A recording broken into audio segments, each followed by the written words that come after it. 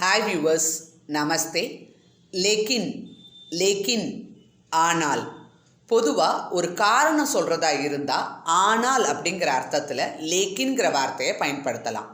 For example, கல் சுட்டி ஹே லேக்கின் முஜே com ஹே. கல் சுட்டி ஹே லேக்கின் முஜே காம் ஹே. ஸோ கல் அப்படின்னா நாளை அப்படிங்கிறது அர்த்தம். சுட்டி ஹே அப்படின்னா விடுமுறை. ஆனால் எனக்கு வேலை இருக்குது. ஸோ ஆனால்ங்கிறதுக்கு லேக்கின்கிற வார்த்தையை பயன்படுத்தலாம். எனக்கு வேலை இருக்குதுன்னு சொல்கிறதுக்கு முஜே காம் ஹேன்னு சொல்கிறோம்.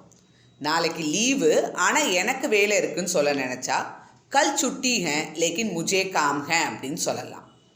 ய கப்படா அச்சா ஹே லேக்கின் மெஹங்கா ஹே. ய கப்படா அச்சா ஹே லேக்கின் மெஹங்கா ஹே.